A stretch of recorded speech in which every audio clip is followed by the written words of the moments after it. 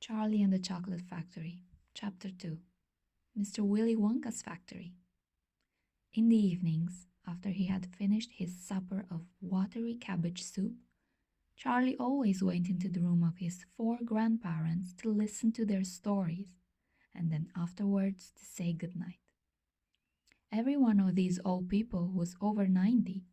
They were as shriveled as prunes and as bony as skeletons, and throughout the day, until Charlie made his appearance, they lay huddled in their one bed, two at either end, with nightcaps on to keep their heads warm, dozing the time away with nothing to do.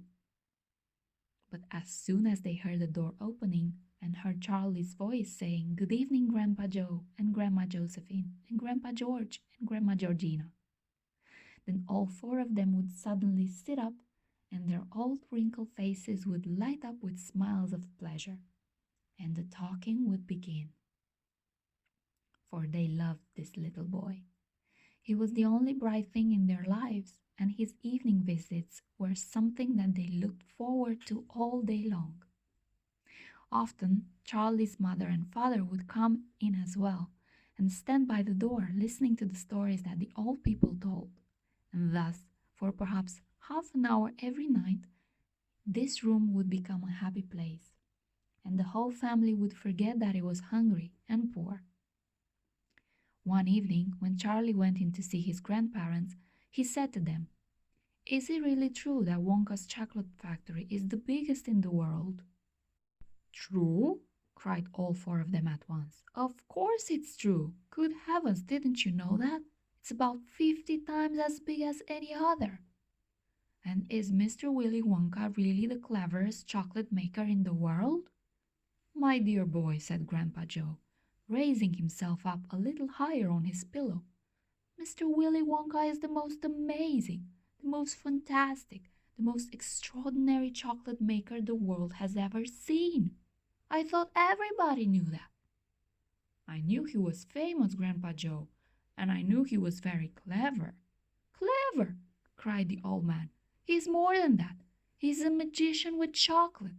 He can make anything he wants. Isn't that a fact, my dears?" The other three old people nodded their heads slowly up and down and said, "Absolutely true. Just as true as can be."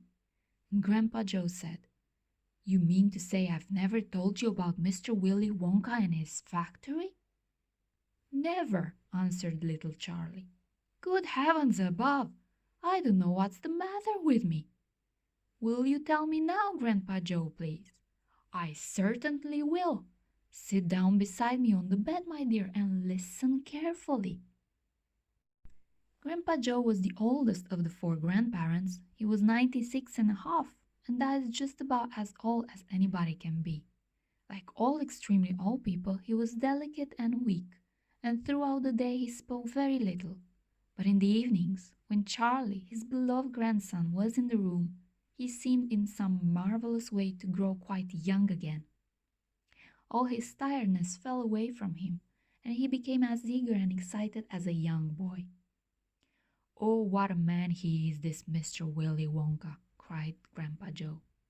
"Did you know, for example, that he has himself invented more than 200 new kinds of chocolate bars, each with a different center, each far sweeter and creamier and more delicious than anything the other chocolate factories can make?" "Perfectly true," cried Grandma Josephine. "And he sends them to all the four corners of the earth. Isn't that so, Grandma Joe?" "It is, my dear, it is. And to all the kings and presidents of the world as well. But it isn't only chocolate bars that he makes. Oh dear me, no. He has some really fantastic inventions up his sleeve, Mr. Willy Wonka has. Did you know that he's invented a way of making chocolate ice cream so that it stays cold for hours and hours without being in the refrigerator?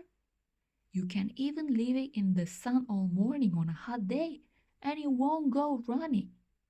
"But that's impossible," said little Charlie, staring at his grandfather. "Of course it's impossible," cried Grandpa Joe. It's completely absurd. But Mr. Willy Wonka has done it. Quite right, the others agreed, nodding their heads. Mr. Wonka has done it. And then again, Grandpa Joe went on speaking very slowly now, so that Charlie wouldn't miss a word. Mr. Willy Wonka can make marshmallows that taste of violets and rich caramels that change color every 10 seconds as you suck them, and little feathery sweets that melt away deliciously the moment you put them between your lips. He can make chewing gum that never loses its taste, and sugar balloons that you can blow up to enormous sizes before you pop them with a pin and gobble them up. And by a most secret method, he can make lovely bluebirds' eggs with black spots on them. And when you put one of these in your mouth, it gradually gets smaller and smaller until suddenly there's nothing left except a tiny little pink sugary baby bird sitting on the tip of your tongue.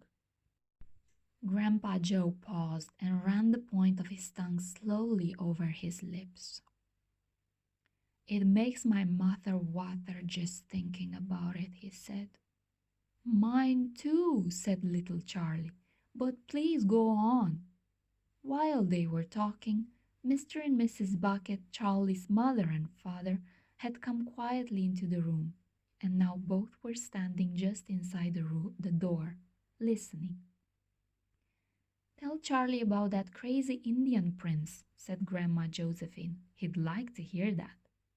You mean Prince Pondicherry? Said Grandpa Joe, and he began chuckling with laughter. Completely dotty, said Grandpa George. But very rich, said Grandma Georgina. What did he do? Asked Charlie eagerly. Listen, said Grandpa Joe, and I'll tell you.